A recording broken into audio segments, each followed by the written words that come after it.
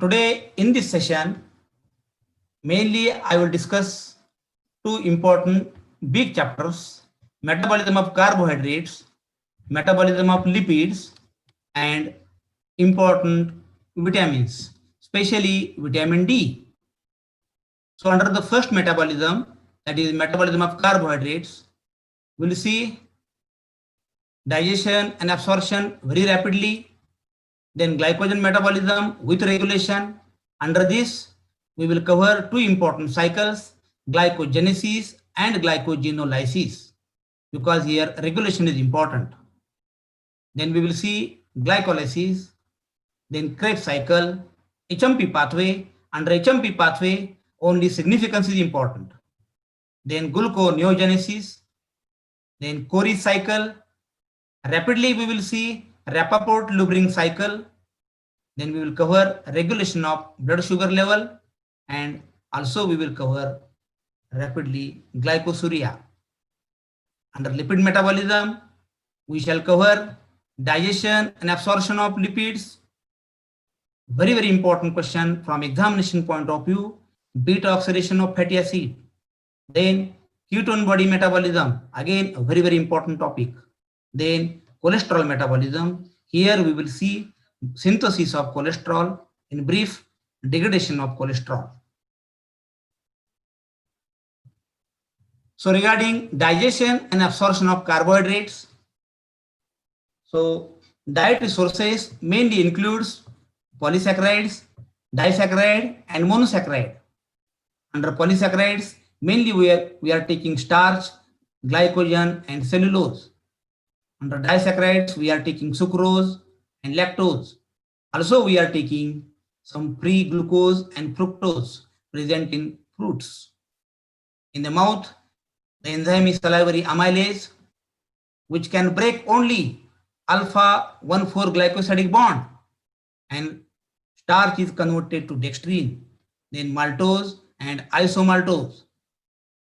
Then food enters into stomach. In the stomach, there is no digestion. Then food enters into small intestine. In small intestine, a very, very important enzyme, pancreatic amylase and isomaltase, which can break 1,6-glycosidic bond, and dextrine is converted to maltose. Again, there are certain enzymes which are disaccharidases like sucrase, lactase and maltase. So maltase digests maltose into 2 units, such as 2 units of glucose. Then sucrase act on sucrose, and glucose and fructose are produced.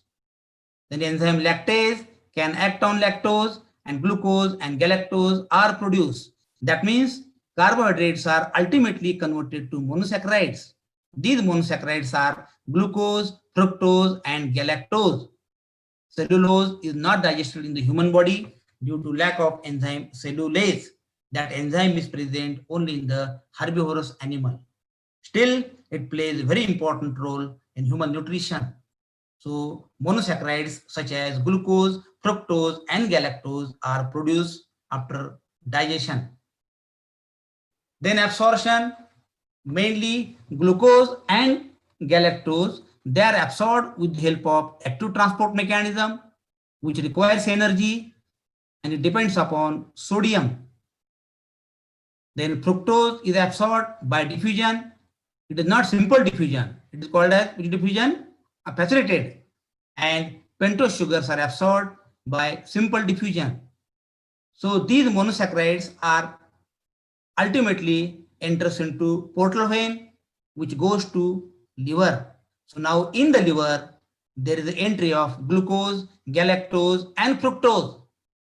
But body can use only glucose as a source of energy.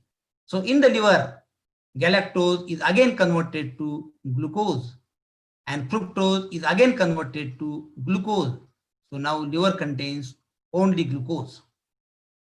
Now depending upon need of the body, depending upon need of the cell, this glucose has got different fates. If body doesn't require energy, the excess amount of glucose is converted to glycogen. This particular pathway is called as glycogenesis. The synthesis of glycogen from glucose is called as glycogenesis. When there is a need for glucose, this glycogen is again broken down to glucose. This particular pathway is called as glycogenolysis. Combinedly, it is called as glycogen metabolism. When cell requires energy, body requires energy, this glucose is completely oxidized to CO2 and water with liberation of energy. And this is mainly done by two important catabolic pathways. These pathways are called as glycolysis and Krebs cycle. Then again, glucose can also undergo some alternative oxidative pathways where energy is neither generated nor consumed, and this is called as HMP pathway. In the fasting condition, we require glucose, then body can also synthesize glucose with available sources. So synthesis of glucose from non-carbohydrate sources is called as gluconeogenesis. So these are the important pathways regarding glucose metabolism. We will cover these pathways one by one. So we'll see first of all glycogenesis. So the synthesis of glycogen from glucose is called as glycogenesis. The pathway mainly takes place in liver and muscle, and enzymes responsible are present in cytoplasm. Glycogen is the storage form of glucose in animals. It is stored mostly in liver and muscle. Due to more muscle mass, the quantity of glycogen in muscle is more as compared to liver. The prime function of liver glycogen is to maintain the blood glucose level, particularly between males. Liver glycogen store increases in well-fed state and decrease during fasting. Muscle glycogen gives ATP during muscular contraction by anaerobic glycolysis. So the synthesis of glycogen from glucose is called as glycogenesis. The actual pathway is that glucose is converted to glucose 6-phosphate by enzyme glucokinase. Here ATP is converted to ADP. Then glucose 6-phosphate is converted to glucose 1-phosphate by enzyme phosphoglucomutase. Then glucose 1-phosphate combines with UTP, giving UDPG, uridine diphosphate glucose. Enzyme required is called as UDPG pyrophosphorylase. This is the active molecule. Then every time glucose unit is added, and you will get many molecules of UDPG. Then actually in the cell, there is a pre-existing glycogen primer. That glycogen primer takes first glucose unit, and 1,4-glycosidic bond is created by enzyme glycogen synthetase. So every time glucose unit is added, and chain is increased by creating 1,4-glycosidic bond. But we know that the structure of glycogen is having branches. So there should be creation of branching point, and branching point is created by branching enzyme. So few glucose units are transferred at one glucose unit, and branching point is created by a 1,6-glycosidic bond. In this way, glycogen is produced in our body. This pathway is called as glycogenesis. Then glycogenolysis. So the breakdown of stored glycogen to glucose in liver and muscle is called as glycogenolysis. The pathways for glycogenesis and glycogenolysis are not reversible. An independent set of enzymes is present in cytoplasm to carry out glycogenolysis. Glycogen is degraded by breaking 1,4 and 1,6-glycosidic bond. And the key enzyme responsible for glycogenolysis is the phosphorylase. So the cyclic representation is, so there is a glycogen, the enzyme glycogen phosphorylase can break only 1,4-glycosidic bond, and glycogen is converted to limit dextrine. Here branching point is intact. So to break the branching point, The next enzyme come into action. That enzyme is called as a debranching enzyme. The action is in two steps. In the first step, transfer of few glucose units exposing branching point. And in the subsequent step, the debranching enzyme removes glucose by breaking 1,6-glycosidic bond. And there is a formation of long linear chain of glucose units having only 1,4-glycosidic bonds. These bonds are broken down by enzyme phosphorylase, and there is a formation of glucose 1-phosphate. Glucose 1-phosphate is converted to glucose 6-phosphate by enzyme phosphoglucomutase. Then glucose 6-phosphate is further converted to glucose by enzyme glucose 6-phosphatase. This enzyme is present only in liver and kidney and absent in muscle. So in this way, glucose is produced by a pathway called as glycogenolysis. And the significance of these two pathways, actually the role of glycogen differs from tissue to tissue. For example, in liver, whenever there is excess amount of glucose in the portal circulation, it is immediately converted to glycogen and stored in the liver. But when there is a decreased amount of glucose in blood, decreased blood sugar level, then this glycogen is immediately converted to glucose and glucose enters into blood. Actually, in muscle glycogen act as a readily available source of glucose for glycolysis within the muscle itself during muscle contraction. Muscle cannot release glucose into blood due to lack of enzyme glucose 6-phosphatase, and therefore muscle glycogen stores are used exclusively by muscle. The muscle is unable to maintain blood sugar level due to lack of enzyme glucose 6-phosphatase. Due to some defective enzymes of either glycogenesis or glycogenolysis, there are a number of genetic problems, and they are called as glycogen storage diseases. Regulation, the two important hormones, glucagon and epinephrine, they stimulates enzyme adenyl cyclase. Adenyl cyclase converts ATP into cyclic AMP. Cyclic AMP converts inactive protein kinase into active protein kinase, which converts active glycogen synthetase to inactive form of glycogen synthetase. That means these hormones inhibits glycogenesis because these are the hyperglycemic hormones. They increase sugar level, and therefore these hormones inhibits glycogenesis. But insulin can stimulate glycogen synthetase. Again, glucagon, epinephrine can stimulate cyclic AMP, which can inhibit glycogen synthetase. So by these two hormones, glucagon and epinephrine, glycogenesis is inhibited. Then regulation of glycogenolysis. Again, glucagon, epinephrine converts inactive adenyl cyclase to active form, which converts ATP into cyclic AMP. Cyclic AMP converts again inactive form of protein kinase to active form, which converts phosphorylase kinase inactive to active form.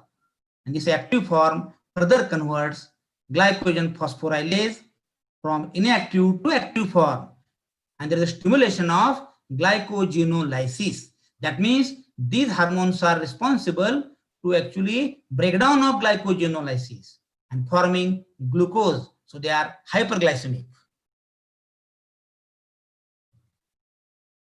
When body requires energy, when cell requires energy, then glucose is completely oxidized to CO2 and water with liberation of energy mainly by two pathways, glycolysis and Krebs cycle. So these are the two important catabolic pathways which gives huge amount of energy in human body. So they are catabolic pathways. They are responsible for generation of energy. Now, how you define glycolysis? So the breakdown of glucose to pyruvic acid in aerobic condition and to lactic acid under anaerobic condition with formation of ATP is called as glycolysis. This pathway is also called as Emaden-Mayrhof-Parnas pathway. because of the honor of these three biochemists who made a major contribution to the knowledge of glycolysis. Actually, glycolysis is a universal pathway. Virtually, this pathway takes place in all cells of the body. The enzymes responsible for this pathway are present in cytoplasmic fraction of the cell. The unique feature of this pathway is that this pathway can take place in the presence of oxygen as well as in the absence of oxygen. In the absence of oxygen, the pyruvic acid is converted to lactic acid. So it is reduced to lactate by enzyme lactate dehydrogenase, which requires hydrogen, and they are taken from NADH2, which is produced earlier in the reaction by enzyme glyceraldehyde 3-phosphate dehydrogenase. So lactate is the dead end in glycolysis. So under anaerobic condition, pyruvic acid is converted to lactic acid. But when the conditions are aerobic, this pyruvic acid is further oxidized to CO2 and water with liberation of energy in Krebs cycle. So actually, which are the steps of glycolysis? The steps of glycolysis are: glucose is converted to glucose 6-phosphate by enzyme hexokinase or glucokinase. Glucokinase is present only in the liver, but hexokinase is present in liver as well as muscle. Insulin stimulates these enzymes. Here ATP is converted to ADP. So this reaction is irreversible. Then glucose 6-phosphate is converted to fructose 6-phosphate by enzyme phosphohexose isomerase. This reaction is reversible. Then fructose 6-phosphate is further converted to fructose 1,6-diphosphate by enzyme phosphofructokinase. Here again ATP is converted to ADP. This reaction is also irreversible. Then fructose 1,6-diphosphate is broken down into two triose sugars. These sugars are DHAP, dihydroxyacetone phosphate, and glyceraldehyde 3-phosphate. Both the triose sugars are interconvertible to each other by enzyme phosphotriose isomerase.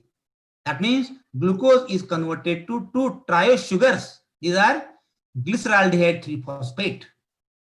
And further, it is converted to 1,3-diphosphoglycerate or 1,3-biphosphoglycerate by enzyme glyceraldehyde 3-phosphate dehydrogenase. Here hydrogen atoms are removed, which are taken up by NAD, converted to NADH2, which gives 3 ATPs by electron transport chain, or 2.5 ATPs by recent concept.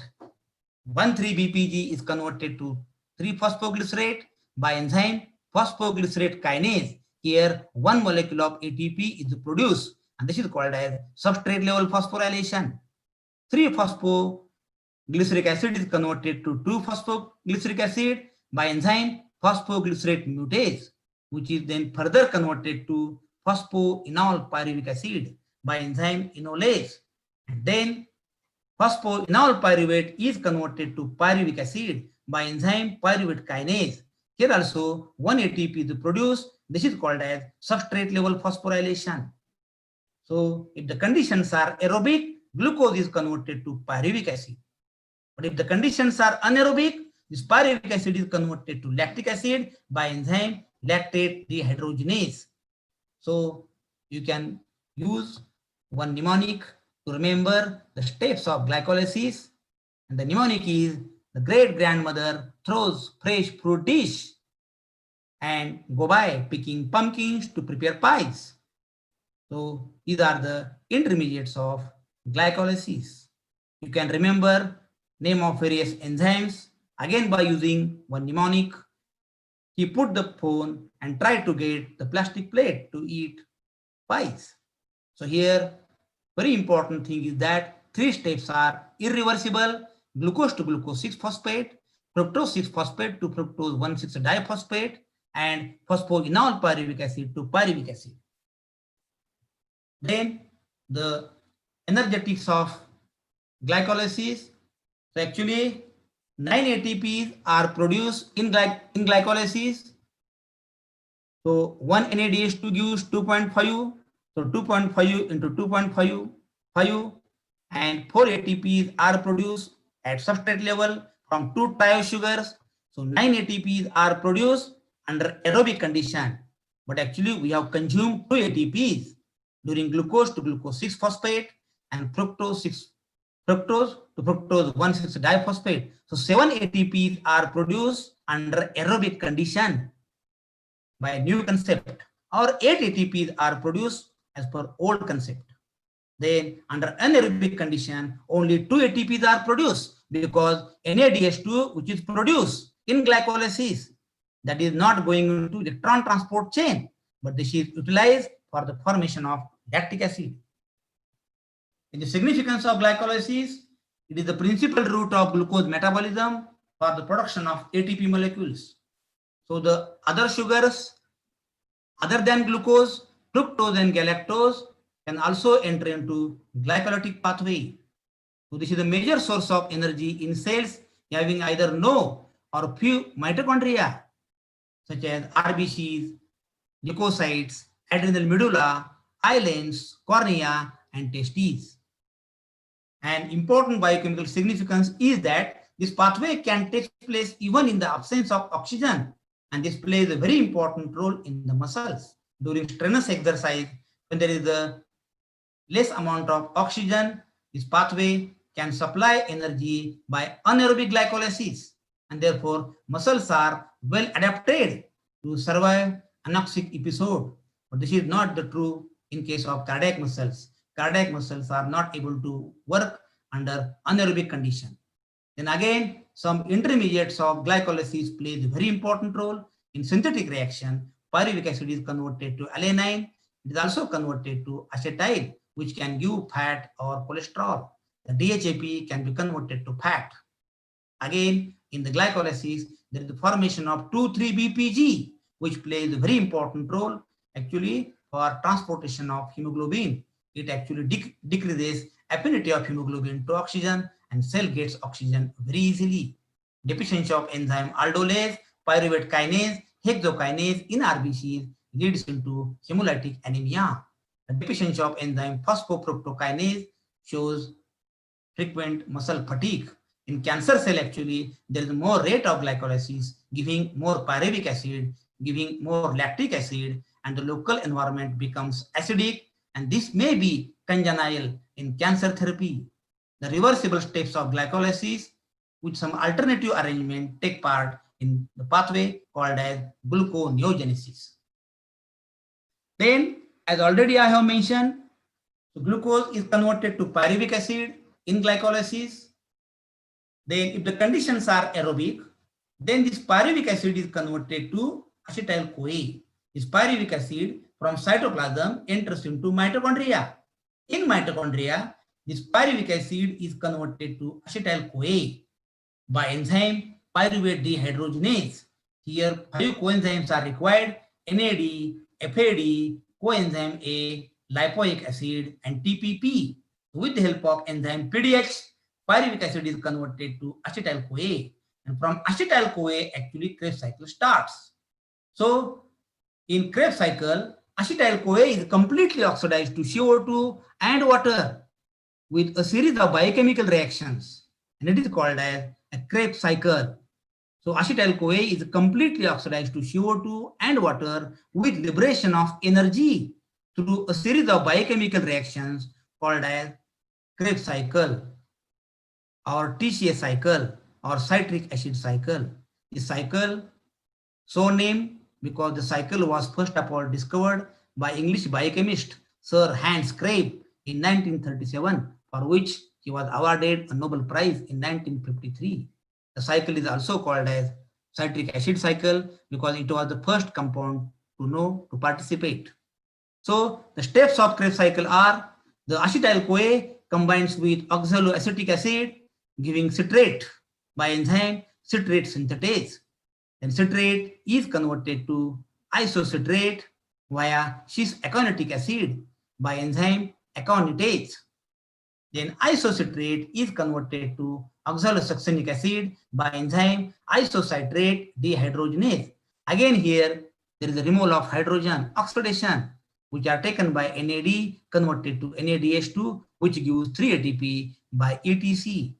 Then oxalosuccinic acid is converted to alpha Kg, again by same enzyme, isocitrate dehydrogenase, but only loss of CO2 without formation of ATP at this stage.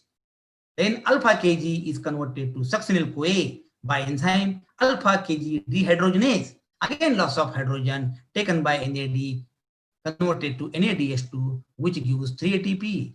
Then succinyl-CoA is converted to succinic acid by enzyme succinate thiokinase. Here 1 ATP is produced called as substrate level phosphorylation. Then succinic acid is converted to fumaric acid by enzyme succinate dehydrogenase. So FAD is converted to FADH2, which gives 2 ATP. Then fumaric acid is converted to malic acid by enzyme fumarase. Then last step, malate is converted to oxaloacetic acid by enzyme malate dehydrogenase. Here also formation of NADH2, which gives 3 ATP, and cycle continues. Again here you can use a mnemonic to remember a Krebs cycle. Oh, can I get some succinate for myself? To remember various intermediates of Krebs cycle. So the energetics of Krebs cycle. So from 1 molecule of pyruvic acid in Krebs cycle, 12.5 ATPs are generated. And from 1 molecule of acetyl-CoA in Krebs cycle, 10 ATPs are generated.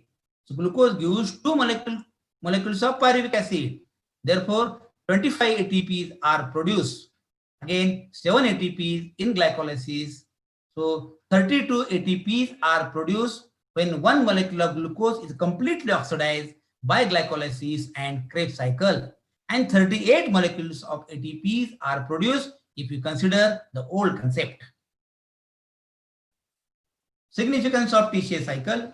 So TCA cycle is a common metabolic pathway for different foods such as carbohydrates, proteins, and lipids, because ultimately all they are converted to acetyl-CoA, and acetyl-CoA is completely oxidized to CO2 and water with liberation of energy. So TCA cycle is a common metabolic pathway for carbohydrates, proteins, and lipids. During oxidation of acetyl-CoA, many reducing equivalents such as NADH2 and FADH2 are generated, which by electron transport chain gives huge amount of energy. The enzymes of TCA cycle are located in mitochondrial matrix, either in free form or attached to inner side of inner mitochondrial membrane, where electron transport chain is located. So this is very useful to the cell. So NADH2 and FADH2, immediately they can enter into electron transport chain and energy is produced with an ease manner. The TCA cycle has a dual or amphibolic role. That is, it is a catabolic as well as anabolic. Why it is called as a catabolic? Because it gives energy in the body. Why it is called as anabolic? Because many intermediates of TCA cycle actually are involved synthetic reactions. For example, the mainly succinyl-CoA is converted to heme by a pathway. Then alpha Kg is converted to glutamic acid, and glutamic acid is a non-essential amino acid. It is also required for the formation of purines. Again, oxaloacetic acid is converted to aspartic acid by transamination, and aspartic acid is again a non-essential amino acid required for the formation of purine and pyrimidine bases. Again, the malate is converted to pyruvic acid by enzyme, again malic enzyme. Again, oxaloacetic acid is also converted to pyruvic acid by enzyme pyruvate carboxylase. So, means actually it is a anabolic in nature. Krebs cycle forms a central pathway. Therefore, any disturbance in the cycle affects the entire metabolic machinery. So, Krebs cycle actually is linked with urea cycle via a common intermediate called as a fumarate.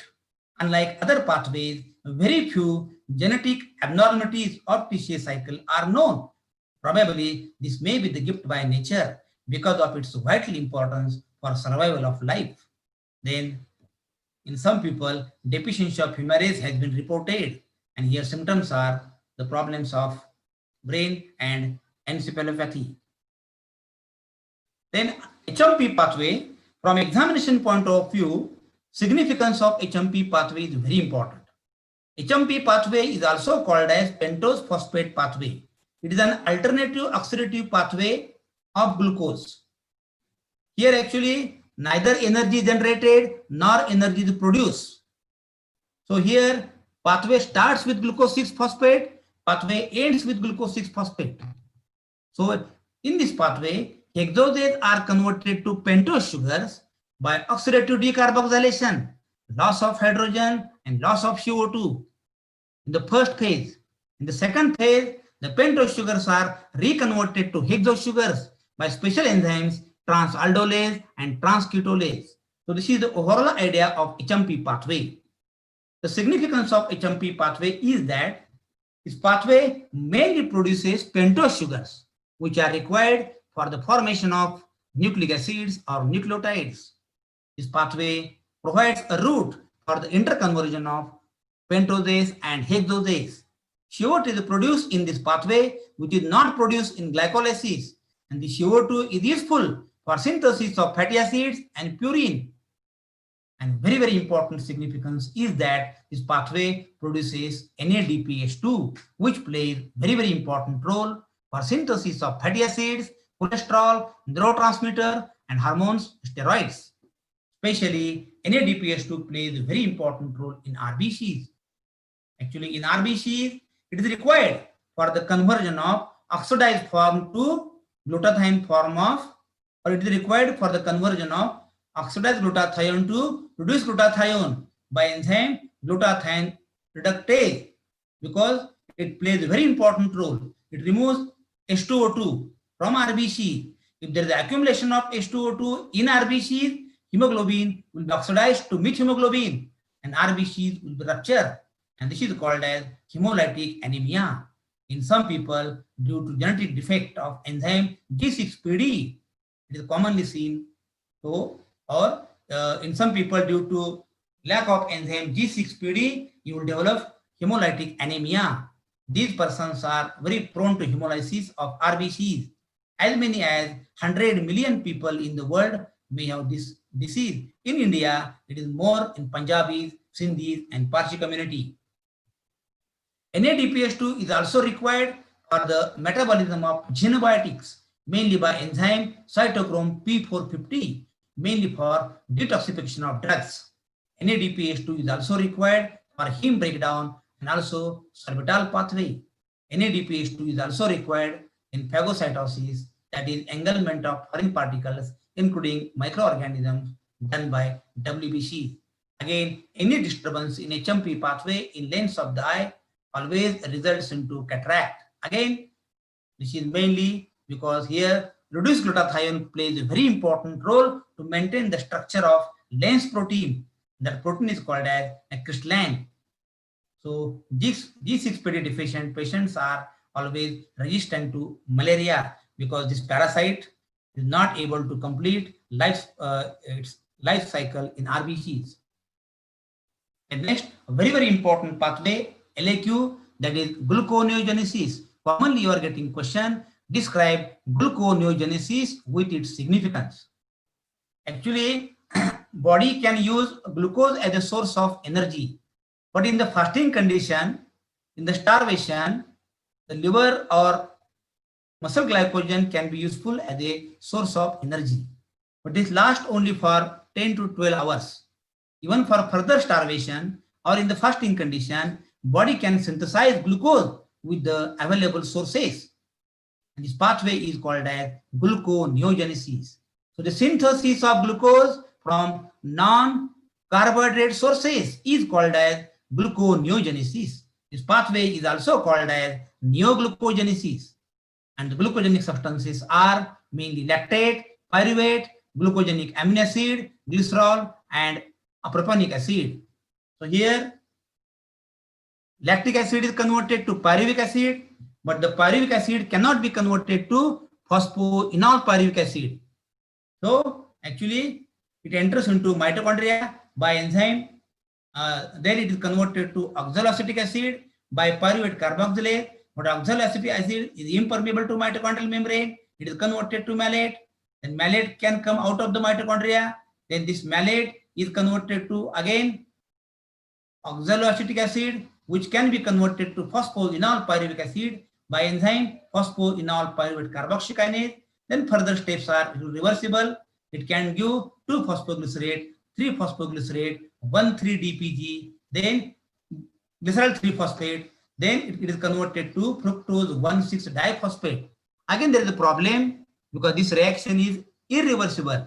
So by special enzyme, fructose 1,6-diphosphatase, it is converted to fructose 6-phosphate, which is further converted to glucose 6-phosphate. Glucose 6-phosphate is converted to glucose, but this reaction is irreversible. By special enzyme, glucose 6-phosphatase, glucose 6-phosphate is converted to glucose. So with the help of 4 key enzymes, pyruvate carboxylase, phosphoenol pyruvate carboxykinase, then fructose 1,6-diphosphatase and glucose 6-phosphatase, lactic acid and pyruvic acid are converted to glucose. Then glycerol can be converted to glycerol 3-phosphate, converted to DHAP, which can again enter into same pathway, giving fructose 1,6-diphosphate. Again, by same reactions, it can give glucose. Then certain amino acids can enter into Krebs cycle at various stages, and by again same pathway, glucose is produced. This pathway is called as gluconeogenesis. The significance of glycolysis: it meets the need of body for glucose and maintains blood glucose homeostasis when carbohydrate is not available in sufficient amount from diet. Certain metabolic wastes are produced in our body, mainly lactic acid, glycerol, and propionic acid, and they are effectively removed by this pathway called as gluconeogenesis. A continuous supply of glucose is required as a source of energy for brain, RBCs, adrenal medulla, and lens of the eye. This pathway helps in maintaining the dynamic equilibrium between carbohydrates, proteins, and lipids. And therefore, at the time of emergency, one can be converted to other. So this pathway gives glucose. This glucose plays a very important role. It is required in adipose tissue as a source of triglyceride. It helps in maintaining the level of intermediates of TCA cycle, because TCA cycle plays a very important role.